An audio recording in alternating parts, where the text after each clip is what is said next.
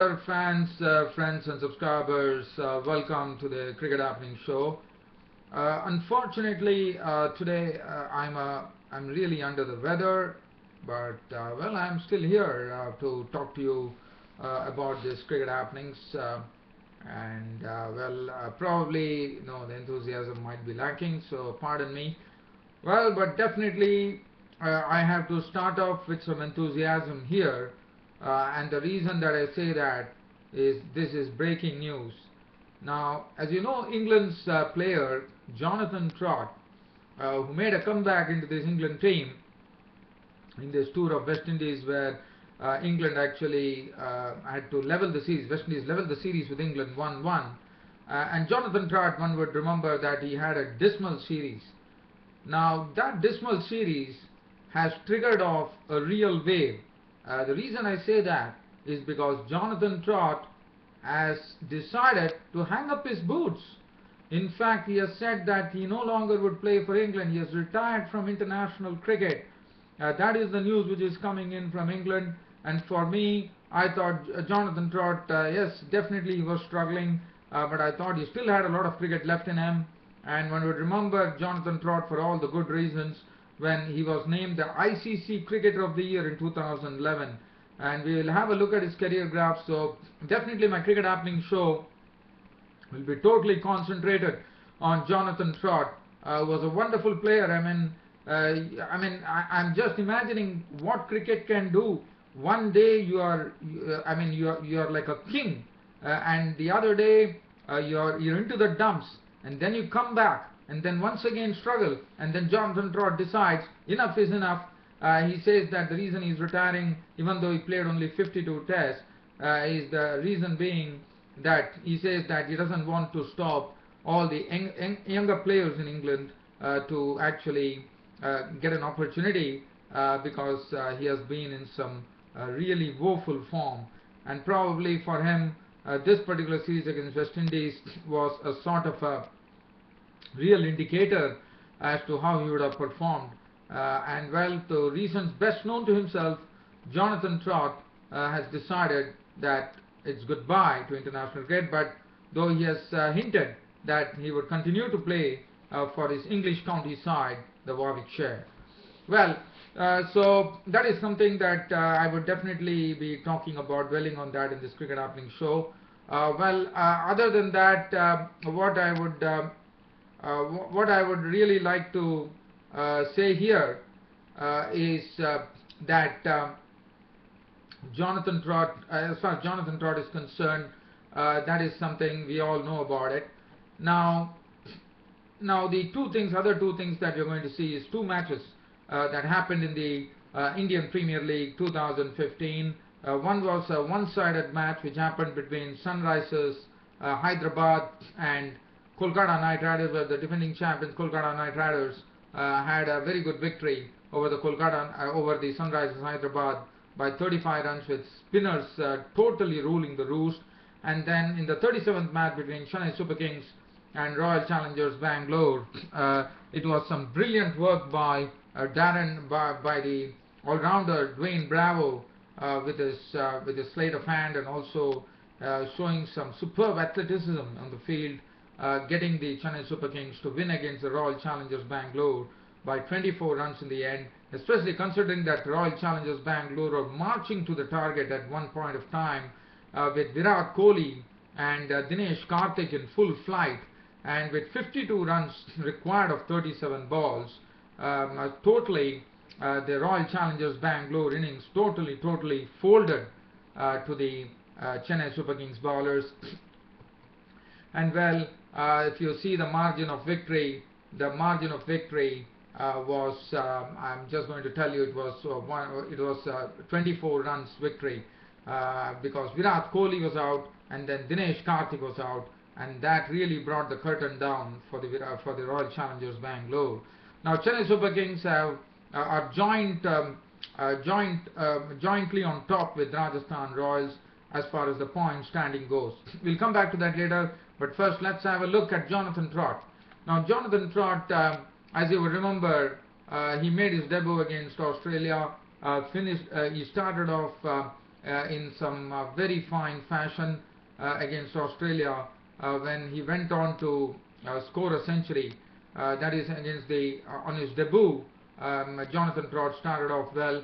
He had a wonderful debut, and he had sort of a unabiding appetite for runs. He kept on scoring, and in the Australian series, and most of the successes that England enjoyed in Test matches was thanks to Jonathan Trott, who was forging a wonderful partnership with the captain, the successful captain Alistair Cook of England, who was also scoring runs at that time, and both were really laying some huge foundations for England, and the Australians had to really suffer at the hands of Trott and Alistair Cook.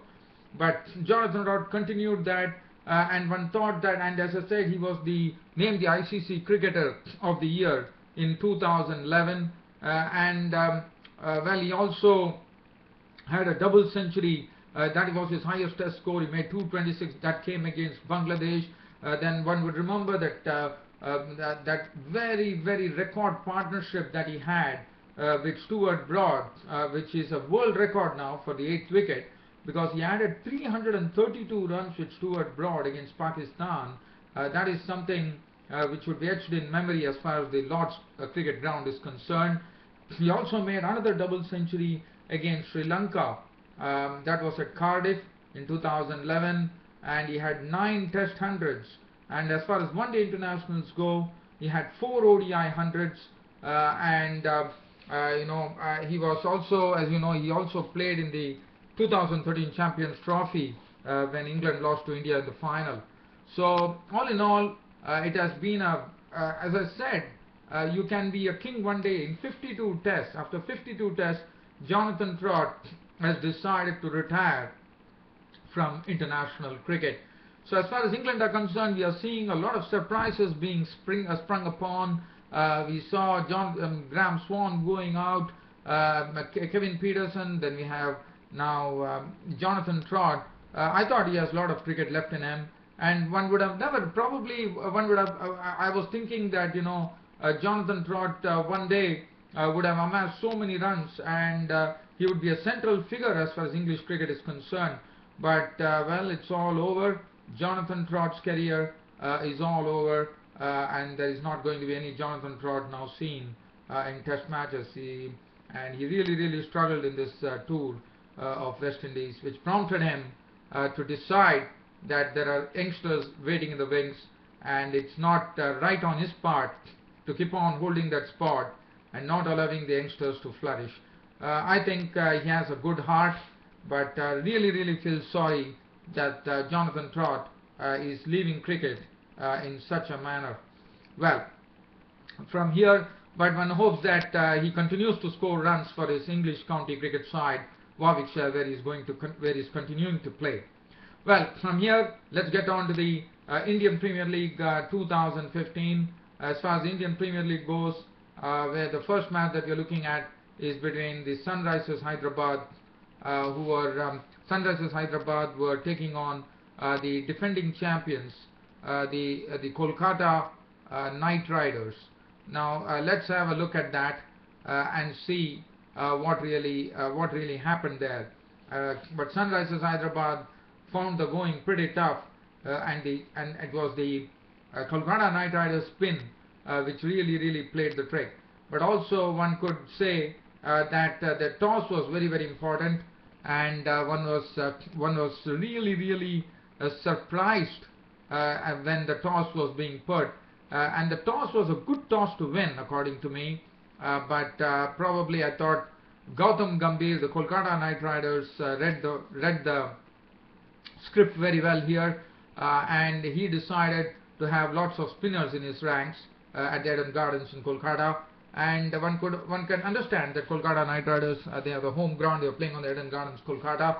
And Gautam Gambhir, in fact Sunrisers Hyderabad were the ones who actually won the toss. So David Warner had the luck of the dice, but surprisingly he decided to insert the Kolkata Knight Riders into bat. Now Kolkata Knight Riders, the start was good. It was a very good start from the openers, Gautam Gambhir, the captain, and Robin Uthappa, and they scored 57 runs at a very, very brisk rate. But once they had scored 57, the first wicket fell when Gambhir was victim of the bowling of Sharma.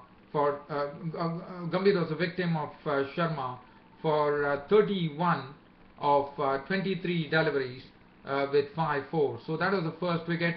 Robin Uthappa contributing 30 of 27 balls with 3 4s.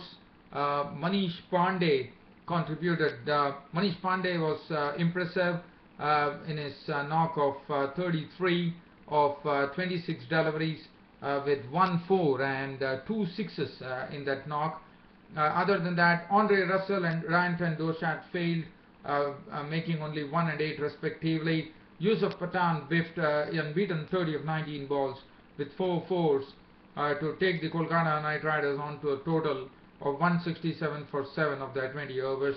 Botha was bowled by Kumar for 12. And Surya Kumar Yadav today was not given a higher position. In fact, he came lower down the order, but he couldn't do anything of note here. So 167 for 7 was what Kolkata Knight Riders put up on the board, and probably Gautam Gambhir was pretty happy with the effort, because he felt on this pitch, which was showing a bit of bite for the spinners, it was not easy, and he was absolutely right in that on that score. Now, as far as the bowling was concerned for the Sunrisers Hyderabad, Bhuvneshwar Kumar 2 for 42, Dale Steyn 4 overs none for 37, Praveen Kumar bowled only 1 over, cost him 10 runs, Moises Henriques 3 overs 21 wicket, Karan Sharma 4 overs 229, and Vipul Sharma 4 overs no maiden 1 for 23. After that, the Sunrisers Hyderabad batted. Whereas as far as the Sunrisers Hyderabad were concerned, what a start. Umesh Yadav started off in a great fashion. Actually, he had David Warner had just dismissed him for a boundary, and then another delivery, which was a length delivery, just seaming in, and David Warner was trying to hoik him over, and he lost his stumps. He was gone for 4, and immediately Naman Oja was out in the same over when he had his stumps uprooted by Umesh Yadav, and Umesh Yadav was looking really fearsome at that stage, having taken 2 wickets of the first over, and Sunrisers Hyderabad were struggling at 6 for 2. After that, Dhawan and Moises Henriques took it. Dhawan made only 15 balls with 3 4s, and by the time we saw the introduction of the spinners, and it was Brad Hogg who once again is coming in the place of Sunil Narine, doing an excellent job. It's good to see that Kolkata Knight Riders have some vast reserves as far as spin is concerned. They have nothing to worry. Even though Sunil Narine is not there, they had Brad Hogg, they had Piyush Chawla and Johan Botha. Now, if you look at it, 12 overs were bowled by Botha, Piyush Chawla and Brad Hogg, and out of the 12 overs, only 56 runs were scored by the Sunrisers Hyderabad. So that will give you a feeling as to how the Sunrisers Hyderabad were dealing with the spin bowlers, and the spin bowlers absolutely ruled the roost there, with Brad Hogg 4 overs no maiden 2 for 17, Johan Botha 4 overs no 1 for 32, Piyush Chawla 4 overs no maiden 1 for 16. Now, Moises Henriques, he did his bit by scoring heavily, 41 of 33 balls, 2 4s and 2 6s. But other than that, Morgan was dismissed cheaply for 5, Vihari for 6. It was all the handiwork of the spinners from the Kolkata Knight Riders. Vipul Sharma won. Karan Sharma made 32 of 20 balls with 3 4s to no avail. Praveen Kumar 12, Bhuvanesh Kumar not out 11 with 1 4 and 1 6. Steyn was not out on 1. And as I said, look at that spinners from the Kolkata Knight Riders. They completely, but if you see the 56 runs lead, in fact, Johan Botha was the costliest with 4 overs 1 for 32. But have a look at the figures of Brad Hogg, the old wily veteran. 4 overs no maiden 2 for 17. Piyush Chawla 4 overs no maiden 1 for 16, had a good hand. Umesh Yadav, who really gave them a good start by getting 2 wickets, both the wickets clean bowled, 4 overs no maiden 34. Andre Russell 2 overs 1 for 10, and then Yusuf Khan 1 over, which was hit for 19 runs when Karan Sharma was on song. Chawla 1 for 16, Ryan Tandosh had 1 for 4. Umesh Yadav of Kolkata Knight Riders was named man of the match. Now, from here, we'll go on to the 37th match, which is between Chennai Super Kings and it was played between Royal Challengers. So, as you would remember, this mouth-watering clash came to a standstill last time because of the rain, but today nothing of that sort happened, and it was a very, very good match which really had all the ingredients, as Chennai Super Kings were the ones who batted first. And what a testing over from Mitchell Starc. In fact, Dwayne Smith was on strike, and not a single, in fact 5 balls were bowled to Dwayne Smith, and Dwayne Smith was kept quiet. He was really struggling. He was probably late in his movement, and Mitchell Starc was pretty quick for Dwayne Smith. And then finally a big in-swinger coming in from Mitchell Starc, and Dwayne Smith was a bit late on that, and his stumps were gone for naught. And he was gone for naught. And what a start for the Chennai Super Kings, as Royal Challengers Bangalore score read 0 for 1. After that, Brendan McCullum played in his usual fashion. He started, Yuzvendra Chahal was the bowler who was bowling. He went after Yuzvendra Chahal to hit him for 2 boundaries, and finally McCullum contributed 20 or 15 balls with 4 fours. But Suresh Raina came in, and Suresh Raina was the one who really caned the Royal Challengers bowlers to make 52 or 46 balls with 5 fours and 1 6. Other than that, Duplessis contributed 24 of 20 balls with 1 6. Dhoni making 29 of 18 balls with 2 fours and 2 sixes. And then it was pretty tough going for the Chennai Super Kings, as Jadeja could make only 3. Negi made 13, but Negi in doing so hit one humongous 6, and this 6 landed on the top tier of the M.A. Chidambaram Stadium, of the roof of the M.A. Chidambaram Stadium. Pawan Negi was very short in stature, but he came down on the wicket and lofted Yuzvendra Chahal, the leg spinner, over the M.A. Chidambaram Stadium for a 6.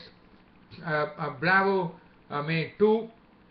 Mohit Sharma was run out on naught. So 148 was the figure that Chennai Super Kings had on the board at the end of 20 overs.